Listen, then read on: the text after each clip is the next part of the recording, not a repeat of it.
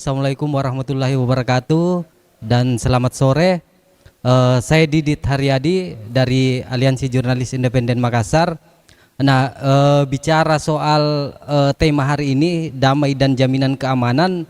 Nah, berbicara damai ini, apakah damai itu ketika pemberitaan yang kami sajikan itu bukan demi kepentingan publik atau bagaimana? Nah, jaminan keamanan kami masih was-was sebenarnya. Kenapa? Karena jurnalis sekarang bukan cuman kekerasan fisik yang kami alami, tapi kekerasan digital pun juga kami alami. Nah, melihat situasi yang ada sekarang, kemarin memang sangat terasa karena di AJI laporan itu tiap tahun masuk, Pak. Soal kasus kekerasan, kasus kekerasan digital. Nah, baru kali tahun ini alhamdulillah wartawan tidak mengalami kekerasan tahun ini. Iya, 2014 itu jelang pilpres, pilkada, teman-teman juga alami kekerasan. Nah, 2019 teman-teman juga alami kekerasan. Nah, kekerasan itu bukan cuman pelakunya adalah aparat, tapi memang para penguasa yang melaporkan kami. Karena undang-undang ITE itu bagus kalau penyidik paham bahwa sengketa pers itu diselesaikan di undang-undang pers. Tapi kan kenyataan di lapangan masih banyak yang melakukan itu. Kasus 2020 Jeneponto, wartawan dilaporkan undang-undang ITE. 2019 itu Pak, wartawan mengalami kasus kekerasan, 4 tersangkanya di Polda, mandek tidak pernah sampai ke meja hijau. Nah, hal-hal seperti itu yang menjadi ancaman bagi kami sebenarnya. Karena kami ingin menyajikan yang memang kepentingan publik, tapi di sisi lain kami mendapat ancaman kekerasan dan kekerasan digital undang-undang ITE. Karena memang undang-undang ITE itu sangat jadi bumerang buat kami. Padahal kan lex spesialis undang-undang pers itu harusnya diselesaikan di Dewan Pers selaku memang yang memberikan karya bahwa dia melanggar atau tidak. Nah, kami di pers sebenarnya cuma simple karena ingin mencari informasi untuk publik. Di luar dari itu kami bekerja profesional sesuai kode etik. Ketika ada teman-teman yang memang tidak bekerja sesuai kode etik dan tidak profesional, itu lain bicara. Kalau memang dia pidana, ya teman-teman ahli pers pasti mengarahkan proses ke pidana. Tapi ketika dia bernyangkut soal sengketa pers, itu diselesaikan di Dewan Pers. Nah, hal-hal seperti itu yang banyak tidak dipahami. Mungkin di jajaran Polda, Kapolrestabes, pimpinan karena dia memang yang lebih paham dan mudah akses untuk koordinasi ke ahli pers, tapi yang polres-polres di bawah atau di daerah itu yang masih banyak yang mengalami itu. Dan itu yang kami alami, setiap tahun ada laporan masuk di AJI. Nah, kira-kira itu awal dari kami AJI Makassar. Oke. Terima kasih. Baik, dari AJI. Assalamualaikum warahmatullahi wabarakatuh. Ya, silakan. Tolong diperkenalkan. Ya. Waalaikumsalam. Saya Ido dari Ikatan Jurnalis Televisi Indonesia. Ada dua yang kami teman-teman televisi soroti. Tadi dikatakan Pak Kapolda terkait bagaimana sinergitas pers dengan aparat penegak hukum. Itu yang kami terima laporan di JTI, maaf Jenderal, itu terkait keterbukaan informasi lagi nih dari Pak Ketua KPU juga. Ini yang kami terima laporan itu di Kabupaten Goa. Lagi-lagi Kabupaten Goa, Pak. Terkait keterbukaan informasi, mulai dari tahapan-tahapan, saya mulai dari KPU dulu. KPU Goa itu mulai dari tahapan-tahapannya itu minim informasi dan sulitnya mengakses klarifikasi atau mencari narasumber. Itu ketika kami press baru bisa dapat. Padahal di situ dibuat grup. Nah, di grup itu tidak ada informasi dan ketika itu viral baru kami mau klarifikasi butuh waktu 3 hari lagi. Nah, sementara kalau di teman-teman televisi itu kan kami berburu waktu, berburu kecepatan. Karena biar bagaimana kan kami juga bertarung dengan media sosial untuk mengantisipasi apakah ini informasinya betul atau tidak. Itu yang menjadi kendala kami juga.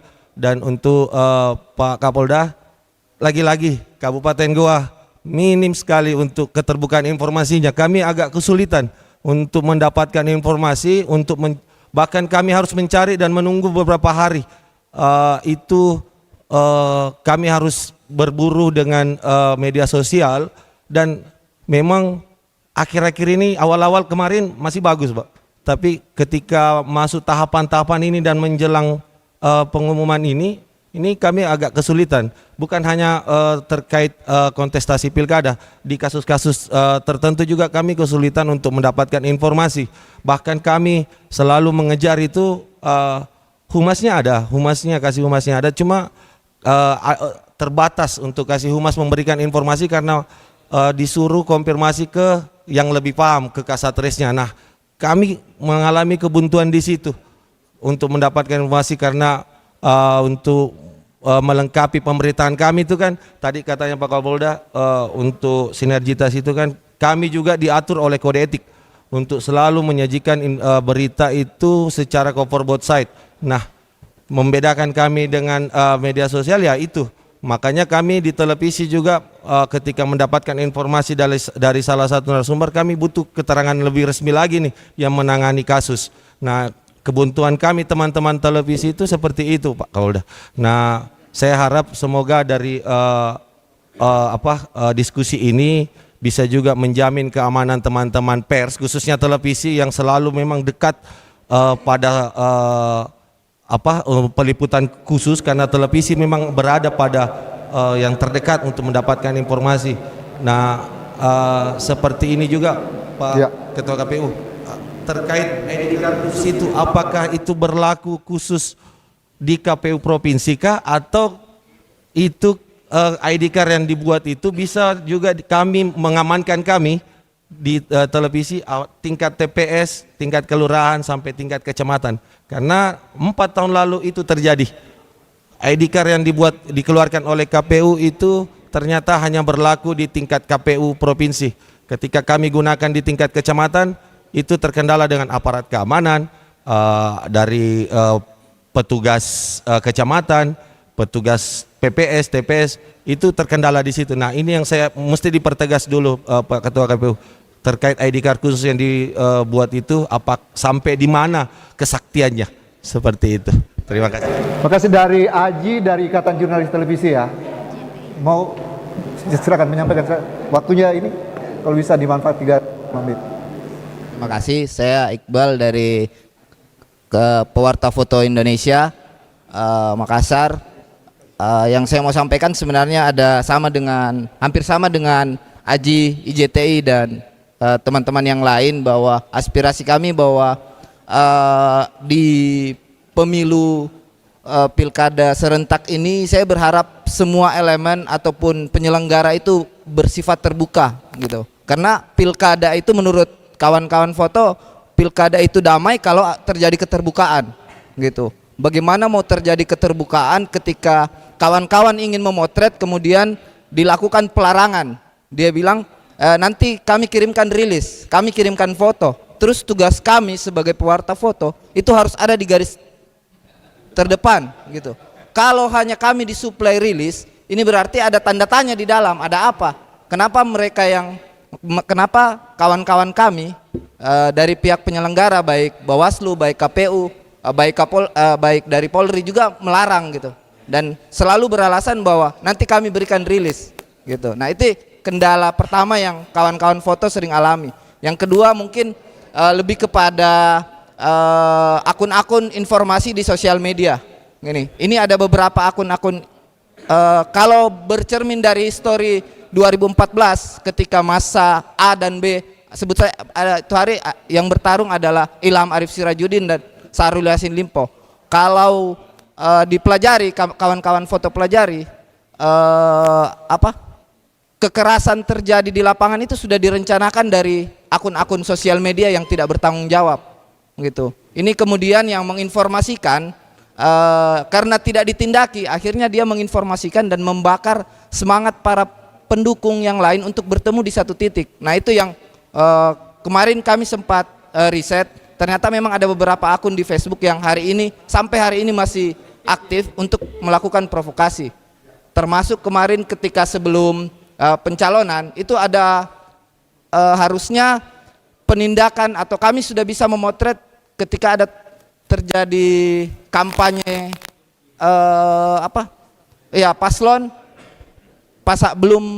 sih belum mendaftar, tapi ada spanduk-spanduk yang menurut kami itu sangat tidak etis dan sangat tidak menunjukkan bahwa pilkada ini baik-baik saja. Dari situ kan sudah kelihatan. Nah, karena tidak ada penindakan, akhirnya foto-foto ini menyebar gitu. Termasuk beberapa karya foto kawan-kawan kami itu dijadikan meme. Ya, nah, oke. ini mungkin untuk Pak Kapolda juga sebaiknya tim saya rasa dari Polda punya khusus untuk kriminal di dunia maya ini, mohon dijadi atensi tersendiri Pak buat informasi-informasi Ikatan Jurnalis Fotografi ya. pewarta foto Indonesia. Pewarta fotografi. Ya, mungkin itu Pak KPU. Silakan. Terima kasih. Sebelumnya saya memperkenalkan diri dulu. Nama saya Hajriana sebagai Ketua Asosiasi Media Cyber Indonesia, wilayah Sulawesi Selatan. Nah, di bawah naungan AMSI itu saya perlu jelaskan sedikit bahwa kami itu adalah asosiasi perusahaan media. Nah, berkumpulnya media-media yang terverifikasi Dewan Pers. Nah, yang pertama yang harus saya sampaikan adalah sekaitan dengan tema, yaitu jaminan keamanan bagi penyelenggara dan pers. Karena kami dari insan pers, makanya kami akan sampaikan tentang kerentanan jurnalis mengalami kekerasan dan diskriminasi. Yang pertama, pada saat melakukan peliputan di lapangan. Nah, apa yang terjadi pada saat peliputan? Yang baru-baru ini ada aduan pada saat meliput pada saat perhitungan suara. Nah, itu ada pembatasan dalam rangka meliput perhitungan suara tersebut. Nah, yang kedua, karena di sini ada Pak KPU Sulsel dan Pak Bawaslu, Ibu Ketua Bawaslu, itu kami lagi-lagi menyampaikan tentang keterbukaan informasi. Yang pertama, pada saat tahapan proses pilkada ini termasuk pengelolaan pemilihan 3 kategori Pak Bu, DPT, DPTB, dan DPK terkait langkah mitigasinya. Karena itu kami susah mendapatkan informasi yang sekaitan dengan hal tersebut. Nah, itu saja mungkin saya sampaikan. Terima kasih. Baik, terima kasih. Pertama kepada teman-teman jurnalis, kalau mungkin kita setback lagi ke belakang, pertama kali saya datang di sini, ada satu kasus yang melaporkan teman-teman jurnalis. Ini yang pertama kali saya selesaikan, yang dibawa ke pidana. Saya giring itu ke undang-undang pers. Silakan pers yang undang-undang pers yang memutuskan, lihat kalau memang di situ putuskan oleh Dewan Pers bahwa ada pidana atau pelanggaran etik, monggo tetapkan. Terus kami bereskan. Menurut kami itulah salah satu wujud komitmen Polri dan Polri dalam berkolaborasi, dalam bersinergi dengan teman-teman. Kemudian yang kedua, pada saat kunjungan Bapak Wakapolri beberapa saat yang lalu, pada saat sebelum Pilpres ya, itu teman-teman media saya kumpulkan dalam satu lokasi tertentu untuk berinteraksi langsung dengan Bapak Wakapolri. Oh ya. Langsung Pak, langsung. Kemudian ada beberapa masukan pada saat itu. Ya. Susahnya berkomunikasi dengan Polres, susahnya membangun komunikasi dengan satuan kewilayahan. Lalu kami langsung mengambil satu langkah langsung pada saat itu juga Prof. Kita bikin grup teman-teman media dari situ, para kasih humas ada ya. itu. Saya sendiri ada di dalam grup itu Pak. Artinya kalau misalnya ada pertanyaan dari teman-teman media, kalau tidak direspon oleh kasih humas, kan saya sendiri yang langsung telepon Kapolres, weh. Itu ada pertanyaan dari teman-teman media.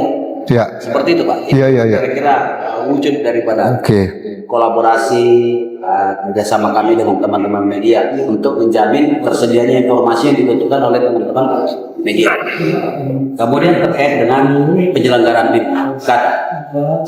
Dalam kesempatan kali ini lagi kembali lagi sampaikan bahwa netralitas adalah harga mati bagi Polda sukses di dalam penyelenggaraan pilkada. Tetapi dalam kesempatan ini saya juga ingin mengajak, menyampaikan para jamaah ini nggak usah lah dekat-dekati KPU, nggak usah lah dekat-dekati siapa. Lalu silakanlah gunakan perangkat yang ada Tidak usah datang merayu-rayu KPU misalnya ini. Tolonglah dibantu, atau mungkin datang ke mana?